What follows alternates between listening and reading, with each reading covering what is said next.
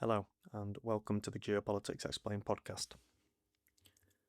Just as the superpowers of today are competing for market share and power where it is up for grabs, so are the middle powers.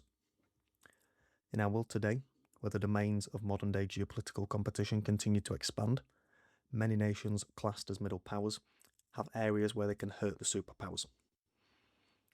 In the future, middle powers will attempt to consolidate these strengths while also moving to gain more. Today, we're going to discuss many nations that fit into this definition of middle powers, before then exploring the impact that these nations will have on our geopolitical world both today and in the future. So, first, we need to set a definition. Who are the middle powers? The group of middle powers is expanding in our world today. Middle powers are nations that lack the economic, military, technological, or diplomatic reach of great powers or superpowers, but that possess enough strength in one or more of these critical domains to shape regional or global outcomes. It's this definition that we'll take forward in this discussion today. These domains are expanding as our world grows more complex and as innovation continues to grow. Some of these domains have existed for centuries. For example, nations have fought over geography, commodities, and military strength throughout history. But in the future, artificial intelligence, quantum computing, and space, for example, will be the industries of the future where superpowers and middle powers alike will compete for influence and power. This will drive change in the future of our geopolitical world, but what impact will the middle powers have? Well, if we go back to our discussion on grand bargains throughout history, in such deals the following criteria were often seen. Firstly, we saw that the major powers were exhausted, or they were fearful of the costs of continuing competition or conflict. Secondly, we saw the distribution of power between the relevant geopolitical actors was clear. And finally, each major power believed that it would gain more from a deal rather than continuing competition or conflict. The criteria that is interesting and that is relevant to this discussion on middle powers is the second criteria. The distribution of power being clear between relevant geopolitical actors often saw the superpowers impose deals on other nations. However, in our world today, there are many more relevant geopolitical actors. For example, Saudi Arabia is the de facto leader of OPEC. They have recently seen their power reduced as the UAE has departed the group, which itself also influences the conflicts in Sudan and Yemen. But both are key players in the energy markets, and this gives them some power. As we've recently seen with the closure of Hormuz, energy is life. It is vital to the function of modern day societies, and fossil fuels will remain so for decades, because we can't move over 70% of consumption away from fossil fuels overnight. Another example in our modern world is Ukraine, which as a result of the conflict in Russia has become one of the strongest drone manufacturers in the world. Middle Eastern nations were seeking deals with Ukraine to defend from Iranian attacks, with Zelensky a few weeks ago stating that close to 20 nations were interested in deals. Another potential middle power to consider is Brazil, which manages relations with the United States, with China and Russia in a range of domains of modern day competition. But the most interesting one is in rare earth elements, where Brazil has the second largest reserves behind China, but many of its sources remain underdeveloped. I've argued in the past that this should be an area where the United States should pursue cooperation with Brazil to weaken China's hold over the sector. I argued that cooperation in Brazil would be more beneficial for the United States than aggression towards Greenland and NATO allies, which is what was occurring at the time. But, most importantly, based on this discussion today, the underdeveloped rare earths is a tool that Brazil possesses that will boost its geopolitical influence.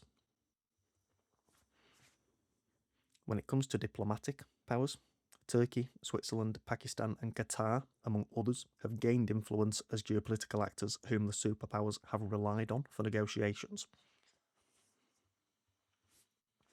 Another middle power is India, who is set for decades of strong economic growth and could become the tech services capital of the world. It is already one of the world's largest providers of software development and IT services, and if the world's software infrastructure continues to depend on India, then India is set to experience gains in economic influence. We also have Indonesia, who holds strength for its commodities industry, especially nickel, where the nation often restricts exports. And the final example I want to discuss is Iran, who holds the power of geography through the Strait of Hormuz. Before the current crisis that we've recently seen unfold, the argument that Iran would never close the strait was valid. Iran's crude oil exports were one of its strongest tools to avoid sanctions, and over 90% of exports came via Karg Island and out of the Strait of Hormuz. However, after the United States bombed Karg Island and exports of crude oil coming out of Iran were restricted, Iran was already weakened, and so they no longer needed the strait open. The rest of the world, however, would have liked the strait to remain open.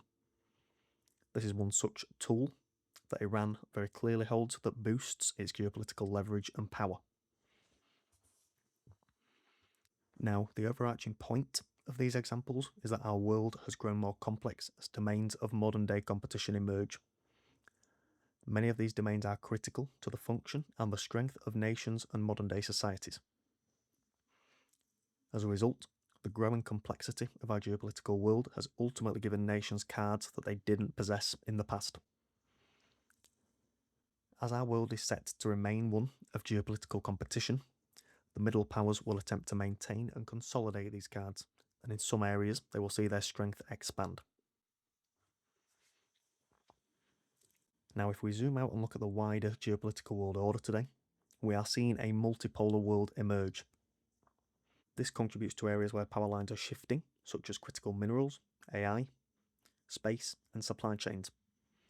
Possessing influence in these areas is potential power. This rise of a multipolar world stands to benefit some of the middle powers, who alongside Russia and China are seeking greater global representation. But the middle powers also possess a benefit that Russia and China do not, that they can strategically hedge relations with both the United States and with the leaders pursuing a multipolar world. A multipolar world naturally contributes to shifts in the current geopolitical environment. But as I stated, as we discussed the likelihood for a grand bargain in the last few episodes, the United States is pursuing resiliency by pulling back from some of its geopolitical obligations. This is also opening up opportunities and gaps in power where other nations can gain market share. This includes the middle powers, who, while this transition is unfolding, could also gain market share in areas that will be vital to our geopolitical world of the future. They can also hurt the superpowers in areas where they hold these cards, if necessary. This highlights the advantages that can be accrued through long-term thinking and strategy.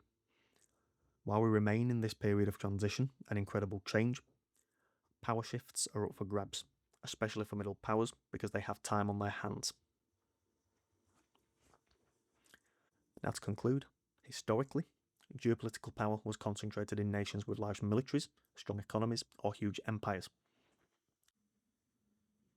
The growing complexity of our world will see influence distributed across nations and across a range of areas.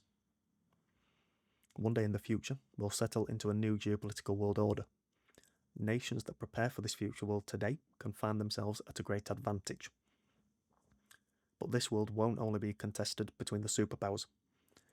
As geopolitical competition expands across new emerging methods of energy, new technology, vital commodities, and key geographies, for example, the middle powers are finding themselves holding leverage in ways that previously were unaccounted for. And so the nations that can best identify their own strengths and areas of weakness to address may find themselves growing more influential in this shifting geopolitical world. That's all for today. If you enjoyed this episode, please consider leaving a review on the podcast platform of your choice. It really helps out the podcast. I've been Dylan, and I'll talk to you next time.